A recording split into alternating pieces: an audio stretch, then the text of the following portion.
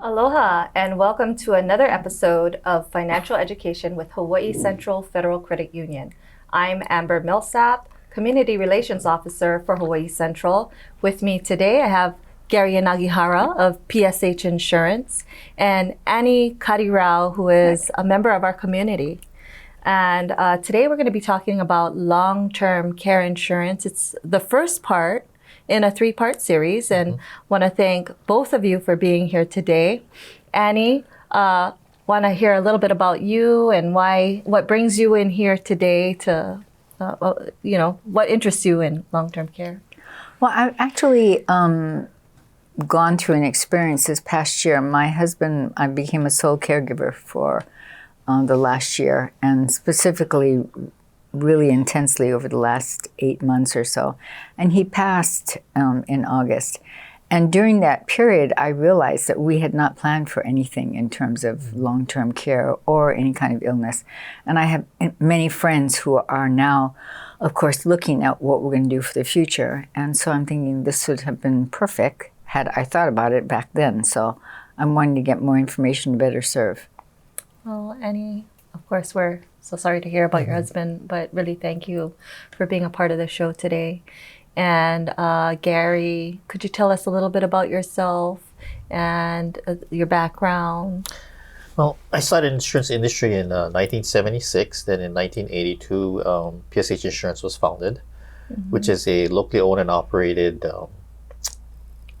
insurance brokerage firm. And our foundation is on education, which woven with experience and knowledge, and we employ this thing called hands-on approach. So our main market is number one, commercial or companies that we have offer a spectrum of employee benefits, and the other section is we cater to individuals regarding life and health insurance. And I can understand in her situation because we dealt with my dad for 4 years. And so I was a part-time caregiver. My mother was a full-time caregiver. So as we go along, I guess we can kind of share stories of what we came up with and some of the, not battles, but challenges we had. Well, long-term care touches everyone. Inevitably, it'll touch all of us. I've been touched by it myself, as you know. And I am looking forward to learning more about it. Concerned about buying some for myself, getting some long-term care for myself so my kids don't have to worry about me when I need it, at some point I need it. But would you like to bring up that first slide? Yeah, let's bring up that first slide. So here we're talking about long-term care part 1. And if we go to the next slide, so there's really 3 parts of this. The first part that we're going to be talking about today is really talking about the emotional side, the family stress, like she mentioned, the caregiver, and there's what they call caregiver burnout, and the overall communication issues, which is really a big thing when somebody becomes incapacitated. And part 2 would be about the financial side, and part 3 would be options to help mitigate that high cost of care. So really, we're just focusing on that first Just part 1, right? That emotional kind of, what am I going to do? Right. And that's what it really comes down to. What am I going to do because of the healthcare industry and so forth. So if we can move to the next slide. So as you can see, we talked about the emotional side and the guilt. And I'll start off with my dad's situation. My mother had to puree all his food, weigh it out, and being a caregiver, it's 24/7, and we knew that he needed to be in a facility, but my mother said that she will take care of my dad. And what's really ironic is my mother took care of my father's father on the Big Island for 6 months, and when he saw what she had to go through, he said, if I get into that situation, don't do it. But there's a saying that when you're healthy, you think logically. But when you're incapacitated, then it's all bets are off. So it's the emotional side. So going in that respect, it's very difficult for a caregiver to kind of do everything because they're the sole person being a caregiver. So as you can see, and I gotta kind of look at this too myself, the stress among family members and the caregiver burnout, and also balancing that work and care coordination. So all three things all come into play. And I think the family members itself, the parents, I would say, the three things for them is they want to preserve their assets. They want independence and control of their situation. And like you mentioned, they don't want to be a financial burden to the family. So the stress among the family members, the caregiver burnout, and balancing work-life care responsibilities is really tough, how to keep all those balls in the air. And I think maybe you can kind of relate to that, or maybe kind of explain a little bit more Well, I about was your really situation. blessed because I worked for a company, Olelo specifically, that allowed me to work remote when I needed to. Oh, So in the beginning, when he wasn't doing as badly, it was easy to be able to take care of him during the day, run out to work for a while, and come back and be able to work remote and everything. As it got more pronounced, of course, that wasn't the case. And one of the things I found out here, at least for Hawaii, that because right now it's 21% of our population is over 60, and of that, 30% of our caregivers pass away before the patients Correct. do because of the emotion and the stress level that compounds with it. And yet you're kind of like, who else is going to take care of it? right, You right. know? So, yeah, you're still doing it. Yeah. So it is very difficult. Well, I can attest to balancing that work care responsibility. As you know, I had a loved one in the hospital with COVID for 3 months. Wow. 2 of those months basically in a coma, and then rehabbing at Rehab Hospital of the Pacific. And then when we finally got home, thankfully, that was already a nightmare, right? It was already a nightmare. But finally getting home and kind of seeing the light at the end of the tunnel, and then saying, hey, well, I'm going to have to go to work at some point. And how are we going to meet those expenses? And yes, how am I actually going to do it? Because I was the only one. And I was basically up around the clock, and I couldn't even see myself returning to work. So I can attest to that struggle with balancing work and, home life. So it is highly stressful. I have to say. And I don't know that there's a balance. We use that word, but there really is no balance. It's you're straddling constantly, and it's just which one are you straddling closer to for this minute. That's true. That's true. Yeah.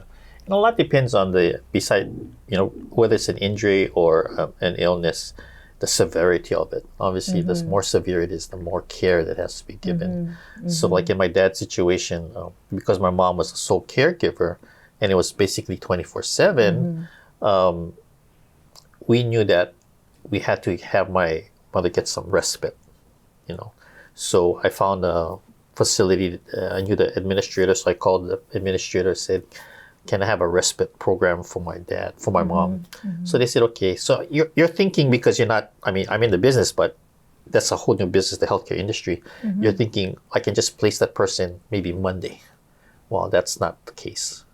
The response was, I'll call you when we have an opening. Yeah, that is a huge issue in so Hawaii, it's a right? tough one. And so maybe 2 weeks have gone by. She calls me Thursday at 11:30. She says, we have an opening, bring your dad in at 2 o'clock. You have to drop everything and move on. And, nobody wants to go to the facility. Everybody wants to be cared for at home, right? But my father was in and out. He was cognizant sometimes and not. We brought my father there at the facility. We got the tour of the place. All of a sudden, he became cognizant. And he said, what am I doing here? Why are you placing me in this place? So, of course, you feel guilty, and my mom feels guilty. And I'm talking to the administrator, and she says, well, you just have to tell him that you'll be back, and it's only for a short period of time, turn around and walk out the door. That was the toughest thing, because he's telling me, why are you doing this to me? So it's such a guilt. I know he doesn't want to make me feel guilty, but it's just, it's a reaction, right? Because from home sitting, now he's in a facility and he thinks that's it already. Because unfortunately, most people, or some people think when they go into a facility, that's the end of the road. Right? But you did talk a little bit about the struggle of almost finding long-term care services. Oh, yeah. But this is just, it sounds like daycare services. Actually, it's a respite. facility. Yeah, it's a respite. So it was, in fact, I told the administrator I want to do it for 1 week. She said, it's too short. So I said, 2 weeks. No, it's still too short. 3 weeks, and it's still too short. So I had to do a 4-week stint. Yeah, respite. And I said, why so long? She said, it's not long because your mom, because she's doing everything every single day, 24/7. That first 2 weeks, she has to kind of adjust herself from not doing this thing 24/7. By the 3rd week, she's sort of comfortable, sort of relaxed. By the 4th week, she got her energy back and she can start all over again. So respite is actually a place you take them for a short period, stay. but it's a longer term stay. Not like, I know that Maluhia offers daycare. Yeah, so that's a different level of care. So that's Okay. a everyday thing. It's like taking a child to a daycare center, drop them off in the morning, pick them up in the afternoon. But this is actually, you stay there For 4 weeks. for 4 weeks. Yeah. And the good thing about that was they have a rehab program, they have exercise programs. So the things that he couldn't do when he was at home, he could now do it, which made it easier for my mother. So, but it's just that initial, how should I say, dropping him off. That was a tough one. Tearing off the Band-Aid. Yeah. Yeah, It and was- if you could get in, because for my husband this past year, we couldn't get into many. They were filled. They were filled, or, yeah. which I found out and I was shocked about, he was a male, and they already had enough males, so they weren't accepting males. that's partially true too. Holy Yeah. smolies. You mean we have sex discrimination in the care home facilities, but that's really what it amounted to. Yeah. And so I did have to keep him at home. And then trying to get care service at home, it was a whole nother fiasco. Right. We're trying to find somebody, and nobody can come all the time. So Right. it's 2 hours here, and PT comes only on this day, and Right. OT only comes on this day. And it's like, what? So, yeah, it was a whole nother menagerie. Yeah, I think the general public feels that if it's home care, it's a 24/7 care, but it's Oh, not. no, not Because at all. an RN would come in maybe twice a week for assessment, blood pressure reading, and all so forth. A CNA may come in for hygiene, and again, OT, PT, but again, it's not every single day. It's, No, at and it's all. over. And it's a very short period. Right. And it's Yeah. only for a certain length of time. Yep. Because if that person's is stable, so to speak, they're not going to improve anymore, then the services, I mean, the service is not cut off, but it's just that Medicare will not pay for it. Already. Right. So you're left out of pocket. I mean, you can still continue the services, but it's that you have to pay for it out of pocket. Yeah. Yeah. It is 24/7. You 24/7, right? Yeah, her 24/7. I was part-time, so. But it was tough, though. I mean, even if it was part-time, can you imagine? My dad was 80 years old at that time, bedridden, hard of hearing. His day started at 12 midnight. And, so my mom, who's working all during the day, she wants to go to sleep. But when he gets up at 12 midnight, he wants somebody to talk to. He doesn't want to watch TV. He wants to talk to my mother. We live in the same house. So when you're, late at night, it's really quiet. If a person's hard of hearing, that means his voice is like Louder. double the Yep. volume. And you have to go there and says, you have to keep quiet.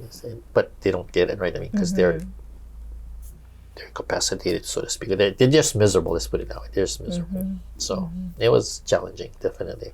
Yeah. We could talk about this all day. Oh, yeah. And so a lot of the family members, they're concerned about the quality of care and deciding if you're going to a facility or care home or adult daycare or assisted living. And of course, besides that, hopefully they had their legal things taken care of. In other words, a dual power of attorney set up for the kids to help the parents if in case they become incapacitated. But normally that only comes up when something happens, which is unfortunate. But I think we do more planning going on a trip than we do taking care of our own personal situation. Well, that's fun. Yeah, well, that's true too. That's true That's too. fun. Nobody wants to think about long-term care. That's right? that's exactly right. Exactly right.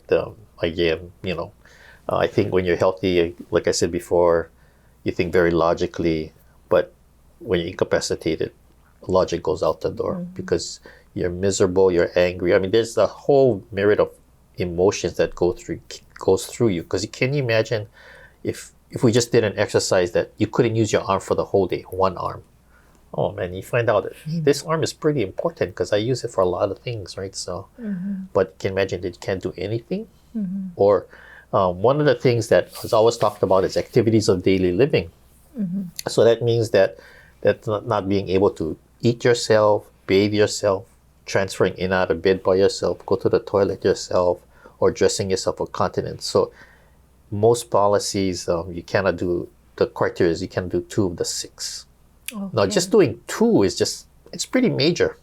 So you mean to qualify for services or coverage? For coverage, yeah. You would have to be unable to do 2 of those 6, eating, bathing, transferring, like you said, to and from bed, toileting, dressing, and basically using the bathroom on your own. Right. Yeah. So that's pretty severe if you cannot do 2 of the 6. Okay. And obviously, if you cannot do 2, eventually it becomes 3 and 4 and so forth and so on. Yep.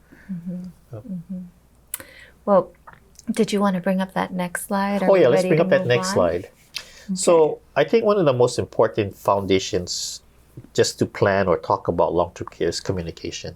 For all of my clients, I always say for the parents to get their children involved, just to understand. But they always tell me, that's not their problem. It's our problem. We'll take care of it. But the unfortunate thing is, the kids get involved because they have to. They have to. Right? And not knowing what the parents have or what they did or they didn't do, then it's frustration on their side, right? Not knowing the healthcare system, not knowing how to help their parent. And plus, they never saw their parent incapacitated to begin with. They always saw them vibrant. In case with my husband, I mean, it was so sudden. I was just clueless. And I was shocked that for spouses, we don't have support systems here in Hawaii. Right, it's just, we have support systems if you're caring for your parents, if you've got children. But when it comes to spouses only, it's like, excuse me, no, you got to go talk to someone. You got to find someone. I'm like, what? Yeah. Oh, that's true. That's true. That's one area that's really lacking. A lot. We haven't set something up yet. Well, maybe that may be a good idea to. Actually, that's something that Amber and I have brainstormed. Oh, yeah, that'd be. Not yet brainstormed. She has called me. So we'll see. But that's definitely needed. There's no doubt about that. Yeah, there is a need. That Annie has, through experience, identified a need in our community. And everybody, the hospitals and all say, oh, we really need to do this. But of course, presently don't have resources either. That's the thing, right? That's the dollars, thing. Right? So part of this, so even for myself, like Amber, I'm looking to want to make sure that my children do not have to go through what I went through with my husband. So, and part of the challenge, of course, that I am already older, so it's not going to be cheap in terms that I'm pretty clear about that. But are there things also that children can do to actually help, or that we could do when we were younger? So, yeah, I mean, so most of the time, I mean, for a person who has so-called retired, I'm just going to use that particular situation, their funds are limited, it's fixed. Right. So again, everybody wants the best plan but pay the least amount of premium, so that formula doesn't work. So they buy as much as they can, which is affordable, which is the most important thing, has to be affordable. And they find out that the coverage is not exactly what they want, because the average cost for a nursing home today is about $14,000 a month. Yep. So maybe they could get $6,000 or $7,000. That's about the max. But they want more. So I always ask, well, why don't you get your children involved? Maybe they can pay a little bit per month to help increase. Yes, that's exactly what they say. This is my responsibility. Yeah. In fact, they always say, oh, you know what? They got so many bills. They got their mortgage. They got their children's education. They got all these soccer things. I mean, just so many activities. So I said, oh, so they're really tight on money. And he said, yes, they are. So I said, okay, so that means that they don't go on vacation. They don't go to the movies. They're only eating chazuke and rice. And they go, oh, no, they can go to the movies. I said, well, they can help. But basically, for them, the parents, they feel like it's their responsibility. So, no. Unfortunately, when the children come into play, that's when the dynamics change completely. Well, and unfortunately, that dynamic carries through during the care period Oh too. yeah, definitely. Yeah. That kind of reversal of roles is a Role huge reversal. challenge, Yep. right? But I know we're going to talk about this later, is the, mitigating, in I think that's part three, Part three, mitigating yeah. the cost. Because I've heard people in the past say, well, I don't need long-term care insurance. I'm going to get Medicaid. Medicaid, yeah. But we don't all qualify for Medicaid, right? Well, Or, how does that work, Medicaid? Just if you wouldn't yeah, mind. so I'm not an expert, but basically you can divest yourself, but there's a 5-year look back. So normally, if you're going to do that, you're going to want to do it when you're healthy. You divest yourself so you can qualify for Medicaid. But then again, that means that you lost control of your assets. And, there are stories because And attorneys tell us. basically, you have no assets. Right. And the attorneys tell us the stories. If you do that, then, they have experiences where the children kick the parents out because now they own the house or now they got all their cash because it can't be in your name as well as you can have access to it. It has to be strictly out of your control.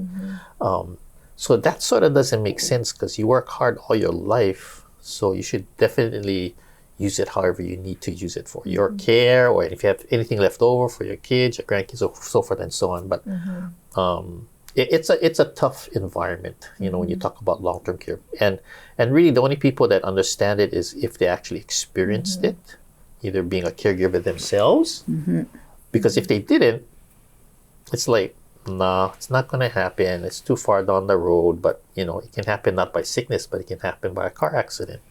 Or hiking and you fall off the ridge, or it can happen anyway. It doesn't have to be an illness. It could be an accident. Yeah, and even if you don't have assets, if you have income, even your Social Security, it plays into the computation for whether you qualify for Medicaid. Right. They look at assets and income, correct? Yeah, so Medicaid really is, for Hawaii, is done more for people who are in what we call poverty situations as opposed to the medium person. So, because if you're getting Social Security and you're getting any kind of retirement income, you probably won't qualify for Medicaid, even if you have. But you've heard this before, though, right? People like, I can just, depend on Medicaid, right? Oh, yeah, no. Yeah. For people who said to me, how come the Medicare didn't cover all of it? Excuse me? But they do cover, but it's just such a small window. Yes. Plus, and the costs are so much higher now than they were years ago. So I don't think all of us really pay. I know I didn't. What do you mean it costs $1,400 a day for this? It's like, it's a whole different mindset. Well, Medicare also is a medical plan. It's not long-term care, right? Right. So they only cover what they call short-term care. So what that means is, number one, you have to be in the hospital for 3 full days. Then you can qualify for one level of care, which is skilled. So it's skilled, intermediate, custodial. So if from the hospital you go to these lower levels of care, there's no benefits. It has to be in the skilled level. And it's basically the first 20 days they pay 100%. And if you have a supplement, assuming that you stayed with the original Medicare program and you bought a Medicare supplement, then it extends to another 20 days. So basically 100 days at skilled care. Medicare supplement, you mean like an Advantage plan, so Part C? Yeah, so Advantage is different because Advantage is you're getting out of the original Medicare, the government. Now you're going to the private, which is Advantage, Medicare Advantage. So depending which carrier it is, there's different ways that they pay. Either it's similar to what Medicare does, or you pay the first 20 days and then they'll cover the others. 80 days. Yeah, so you have to kind of look at that. Okay. But that's a whole new ball game right there. It's so different. Well, it looks like we have a couple of minutes left, and I really appreciate both of you coming in today and want to ask Annie if she has any more questions for you, Gary. I'm waiting for session 2 and 3.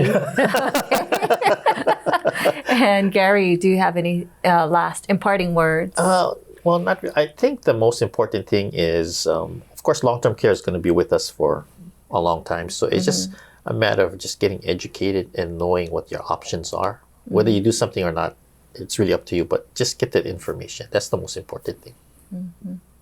Okay, well, thank you both so much for being here. And thank you all at home for joining us for another episode of Financial Education with Hawaii Central Federal Credit Union. And with that, I want to also thank Olelo Community Media for all that they do in the background for us. And just want to say, ahui ho, till next time.